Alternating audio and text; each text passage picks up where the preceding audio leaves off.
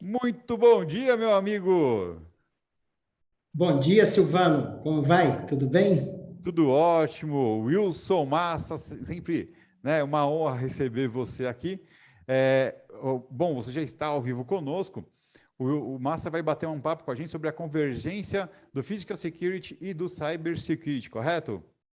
Exatamente, Silvano. Tema muito importante de levar de reflexão aí para todos os nossos colegas, todos os profissionais de segurança que estejam nos ouvindo e dou uma saudação especial aí quem está na nossa audiência e também parabenizar a Avantia, ICTS, a Scan, que estão proporcionando o Security Talks Day, nessa parceria vitoriosa aí com o CT. Muito obrigado. A gente fica sempre muito honrado de te receber aqui e faz todo sentido, né? A gente vem aí da segurança perimetral, interna, homem, convergindo para o digital cada dia mais, né? Parte toda de controle de acesso, e é natural que a gente vai ter que levar isso para dentro do cybersecurity também, em tempos modernos, né? Com tanta engenharia social acontecendo o tempo inteiro, e isso acaba sendo o translado natural das coisas. Bom, eu retomo. Você vai abrir alguma apresentação? Ou você vai só conversar com a gente? Não, vamos bater papo. Vamos, Legal. vamos deixar de ser um pouco professoral, né? Legal, muito bom. Eu vou te deixar então na tela, mas eu estou aqui no background, tá ok? E retorno às 9h55 para passar o bastão para o nosso próximo convidado, perfeito? Perfeito. Manda bala então, fica à vontade, a casa é sua, Massa. Tá bom. Bom, pessoal, muito bom dia estar aqui com vocês uma vez. No Security Talks, a gente já fez a participação no ano passado, que nós trouxemos aí a reflexão sobre as características de equipes de alta performance. Então, agradecer muito ao Maurício, a Karen, pelo convite. E o Silvano ele já deu aí uma ideia, né, do que é esse tema, a convergência entre a segurança física, o physical security, né, que é o termo em inglês que explica bem essa questão, que no português a gente tem a palavra segurança para tudo, né, tanto para a questão da prevenção, para a questão, né, da parte voltada para as ações com dolo, e a gente tem a visão também do cybersecurity.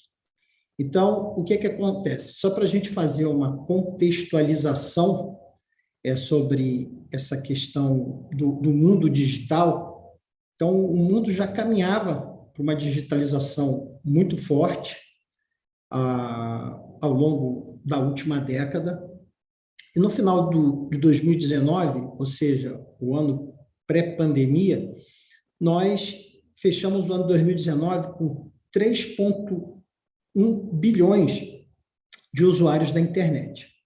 Então, o que acontece? A gente já estava caminhando para essa digitalização muito forte, a gente já estava aí com quase metade da população do planeta como usuária da internet, e nós tivemos a pandemia, com a pandemia, o lockdown, todo mundo ficou em casa, e uma série de serviços que antes eram feitos fisicamente, as pessoas tinham essa opção, simplesmente se acabou. Então, vamos falar de usuários de banco, né? Havia ainda um percentual muito grande de pessoas que preferiam não ter qualquer acesso digital, simplesmente não podiam sair de casa, tinham que fazer movimentações bancárias, então passaram a ter que usar a internet para poder fazer pagamento e fazer outros tipos de transação. No final de 2020, esse número de usuários pula de 3,1 para 5,2, ou seja, quase dobra em um ano. Isso é uma coisa absurda. E o que acontece? Esse caminho, né, que já estava se tomando para a digitalização de forma muito forte, estávamos falando de quase metade da população mundial na internet, como usuários na internet, ela simplesmente quase dobra. E já havia uma série de riscos dentro desse ambiente, do ambiente digital, e as pessoas não estavam acostumadas preparadas com esses riscos, né? As pessoas estão acostumadas, vamos dizer, a se prevenir dos riscos no ambiente físico, no ambiente real, mas ainda não estavam acostumadas a se prevenir quanto aos riscos digitais. E aí o que acontece, né? Qual é o reflexo disso? Vamos falar do FBI, do órgão de Polícia Federal norte-americana. Hoje em dia, 57% dos crimes investigados pelo FBI são ligados à cybersecurity. E se a gente trazer para a realidade brasileira, e por que não dizer latino-americana, esse número também cresceu absurdamente. Se a gente vê o número de fraudes digitais, a América Latina é a região mundial que percentualmente explodiu o número de fraudes digitais. Bateu um aumento em 2020 de 4.000%. É isso mesmo que vocês estão ouvindo. 4.000% foi o aumento de fraudes digitais na região da América Latina. Tem os reports que mostram esse aumento regionalizado, simplesmente a América Latina explodiu. Por quê? Porque foi onde teve um maior percentual também de adesão de novos usuários da internet que não estavam acostumados a esse risco, e também as quadrilhas que estavam organizadas no mundo viram isso, detectaram essa vulnerabilidade e buscaram isso. E qual o raciocínio disso para a realidade do profissional de segurança?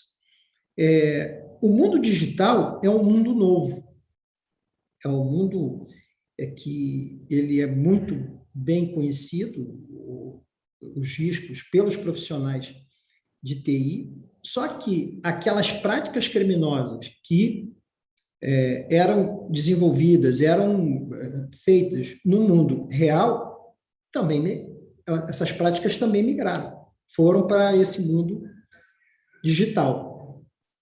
E as pessoas estavam dentro desse mundo e, você imagina, você ir para um lugar que você não conhece, não sabe fazer a leitura de cenário, você não consegue fazer essa interpretação. Então, as pessoas ficaram mais vulneráveis e aí aumentou o número de fraudes. É só, né, a gente aqui, quem está na audiência, quem nunca participou de um grupo de WhatsApp que daqui a pouco veio lá a informação, poxa, ó, meu WhatsApp foi clonado, meu celular foi clonado.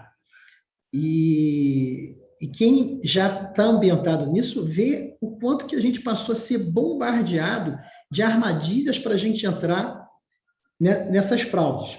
Mais recentemente, quando eu digo mais recentemente, nas últimas 2 semanas, a quantidade de SMS que eu recebi de link para banco. Olha, nós temos uma transação aqui que, para finalizar, precisamos que você acesse esse link.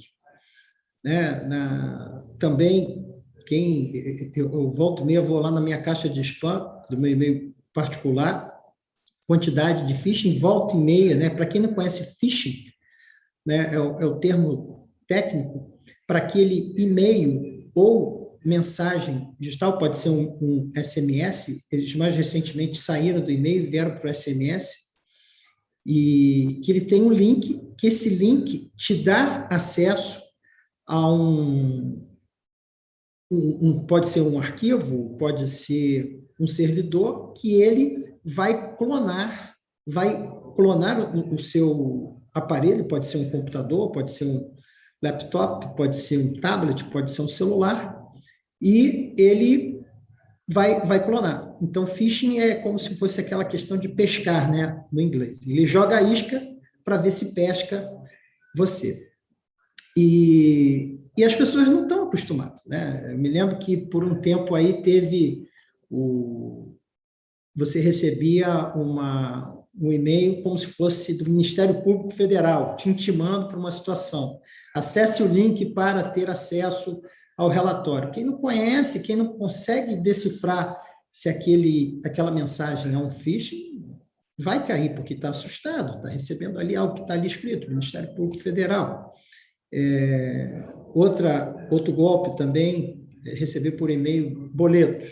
Para efetuar pagamento tal, você está com uma dívida, temos aqui o boleto. Então, isso são exemplos de ficha.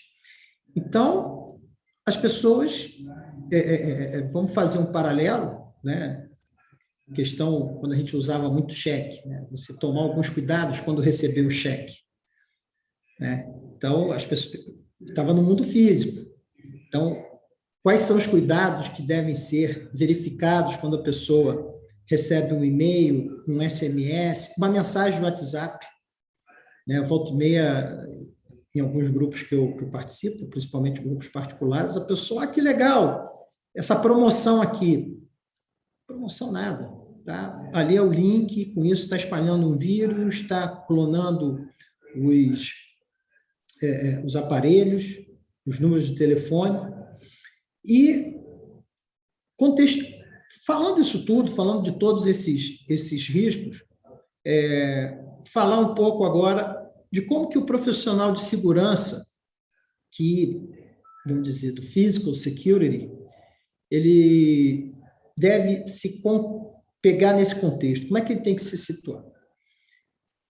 Nós vamos continuar a fazer o que é da nossa atividade, né? A parte da avaliação de risco, a parte de análise de risco, nós termos ferramentas para bloquear, mitigar, minimizar esses riscos, e aí a gente tem uma infinidade de atividades. O pessoal que trabalha em planta industrial é um tipo de segmento. Para quem trabalha em infraestrutura crítica, como portos, aeroportos, termoelétricas, estações e subestações elétricas, aí tem um tipo de approach, né? Tem um tipo de desenvolvimento desse trabalho de análise de risco.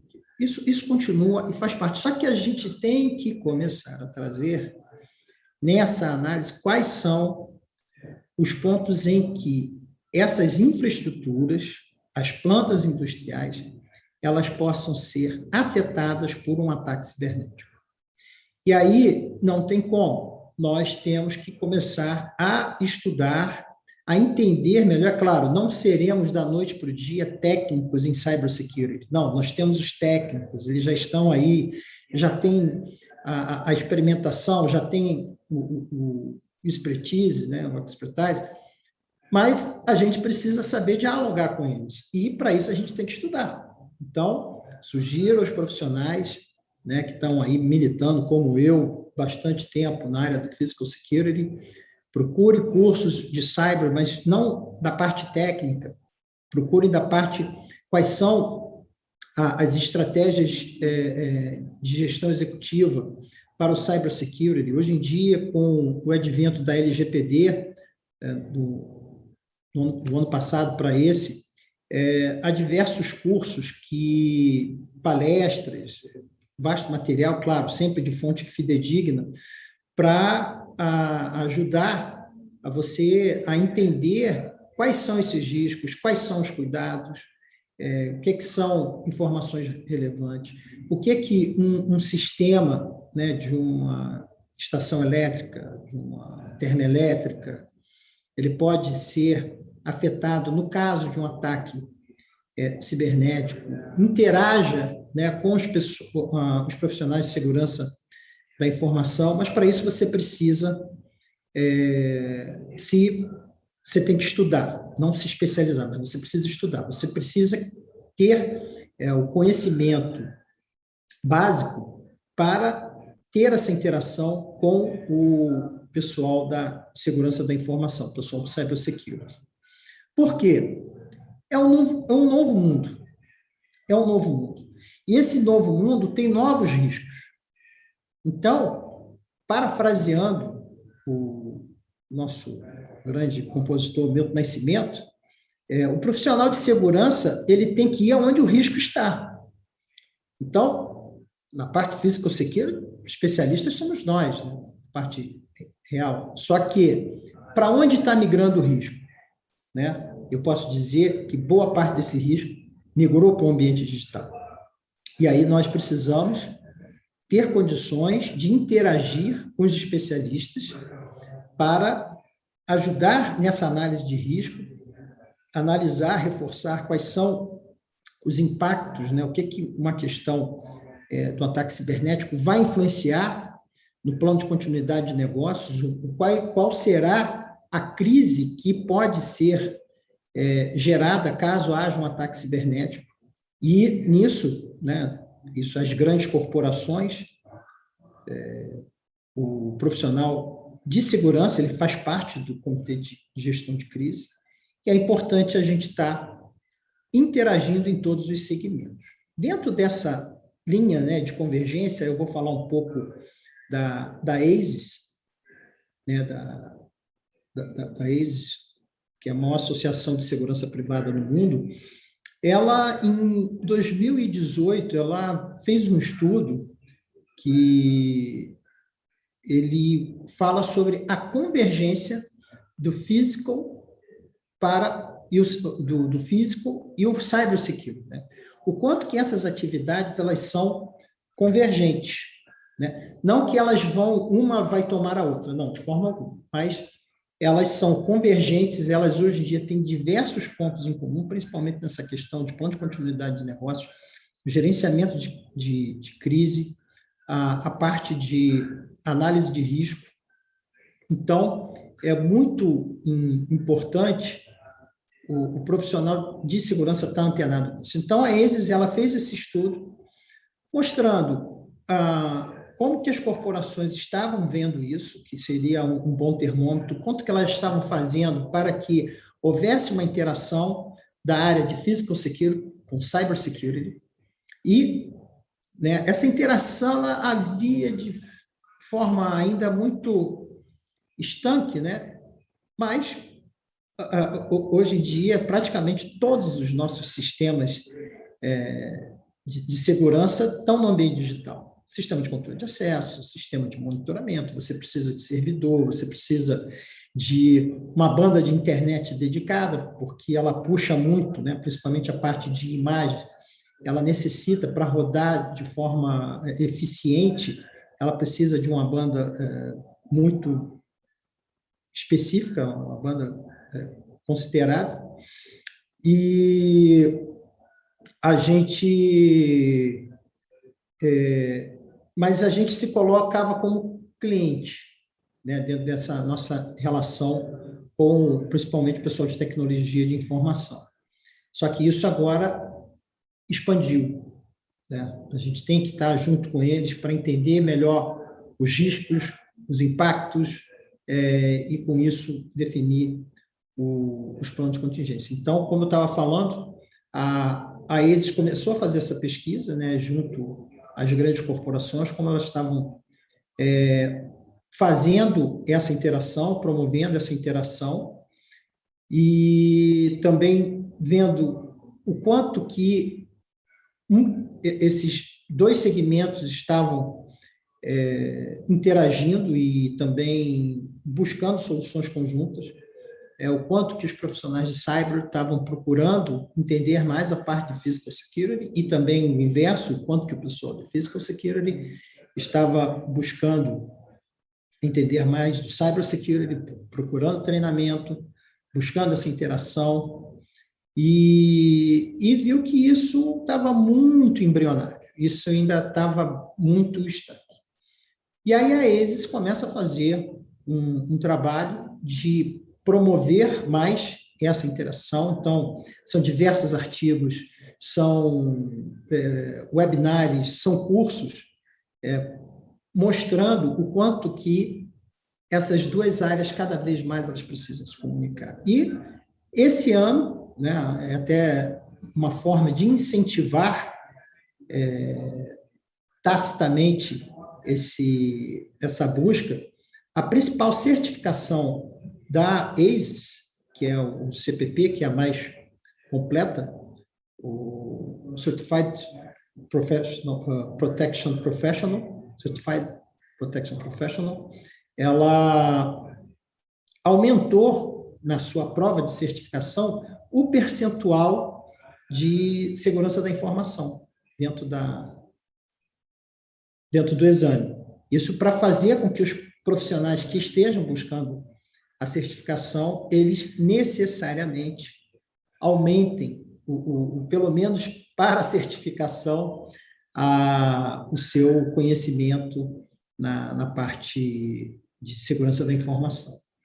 Então, eu queria fazer, em cima dessa questão da convergência, e aí o pessoal que está há tanto tempo quanto eu aí no mercado, que pegou aquela virada, né, do uso das ferramentas de segurança eletrônica ali na década de 90, né, de forma mais expressiva, na virada dos anos 90 para os anos 2000, mas nos anos 90 isso já estava bem forte, ainda que não fosse um investimento barato. Então, naquele momento ali, os profissionais que não se atualizaram de como fazer a gestão usando as ferramentas de segurança eletrônica, eles ficaram meio que estanqueados, eles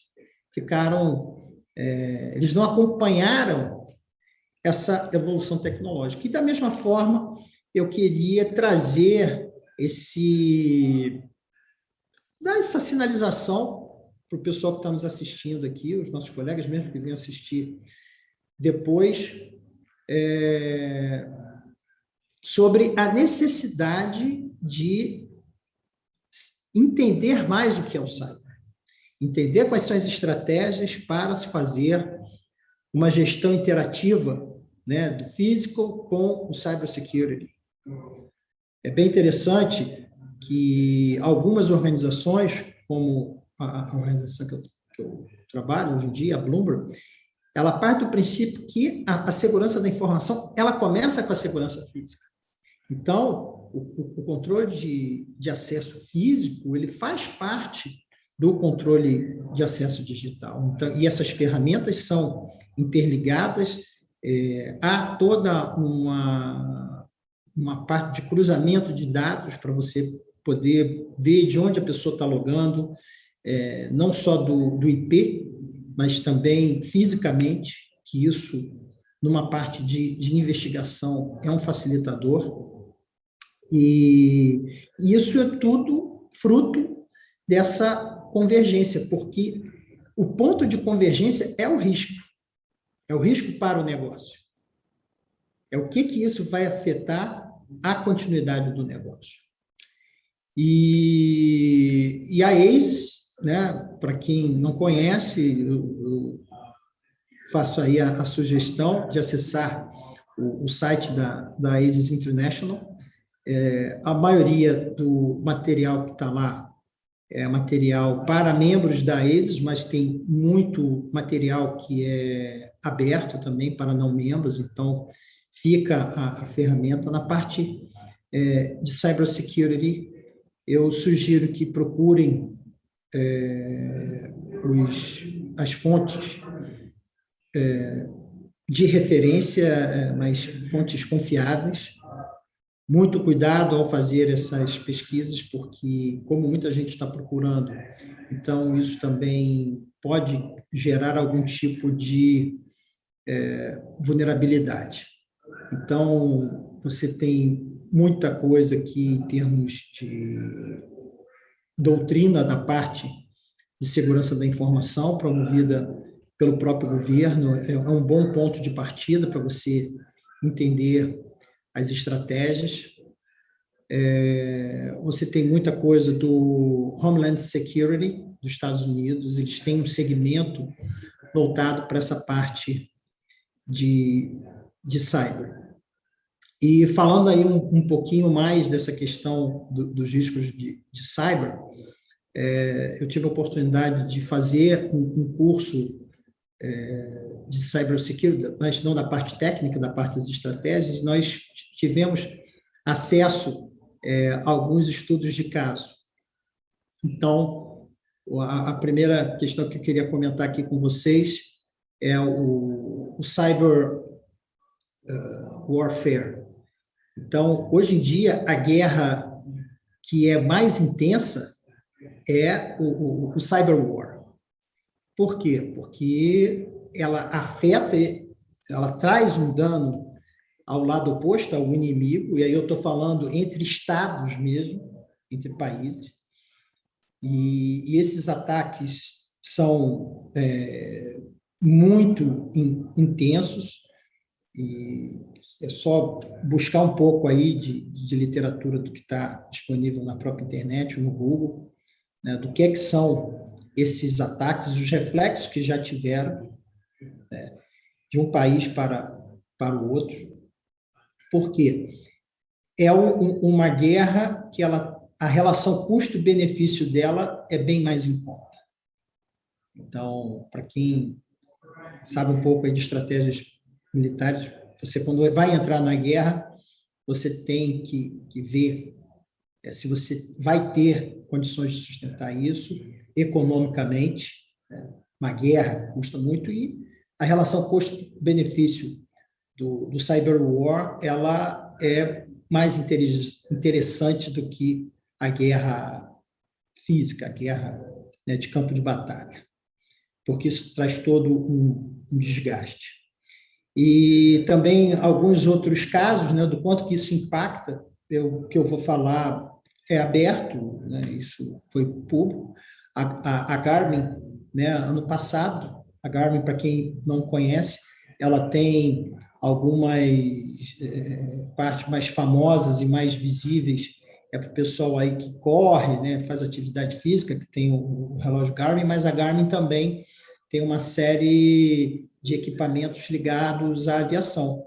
A Garmin, ela teve o ataque do ransomware. Para quem não consegue, para quem não conhece, o ransomware é quando você tem um ataque cibernético, um vírus que bloqueia o seu sistema e quem está atacando, quem está fazendo essa oferta, ele pede um resgate para poder liberar os seus sistemas. Ela ficou fora do ar 5 dias, trouxe um prejuízo absurdo, e ela admitiu que foi por conta do ransomware, e o prejuízo que isso trouxe.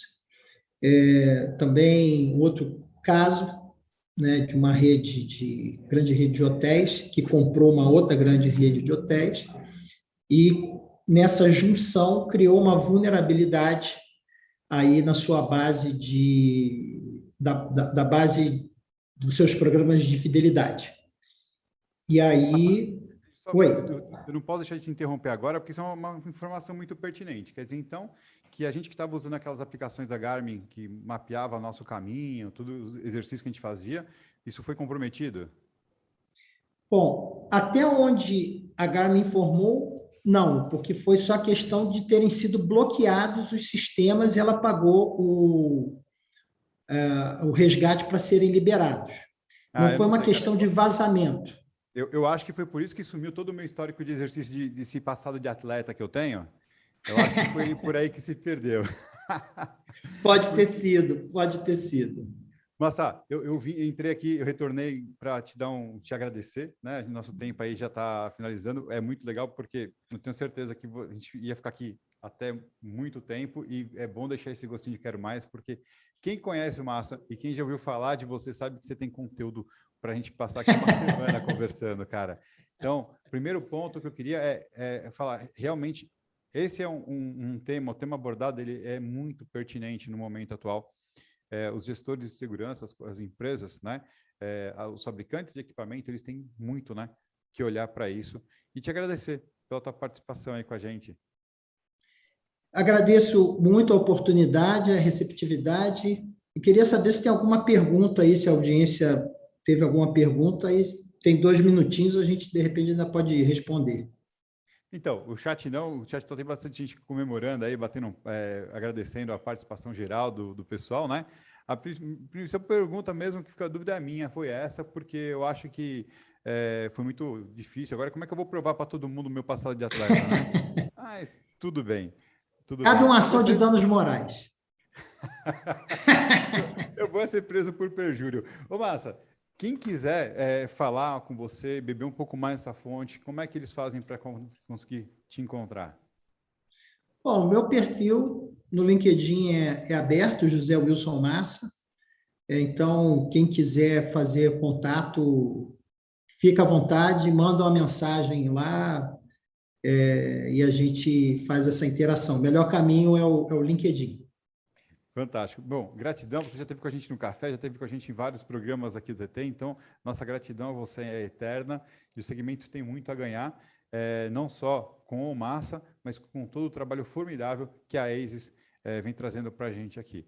Aí eu vou dar seguimento, então. Então, enquanto eu me despeço aqui com o Massa, você vai ficando aí com o nosso primeiro apoiador do dia de hoje. Então, a gente já volta num segundinho com o Ale Judkevitz.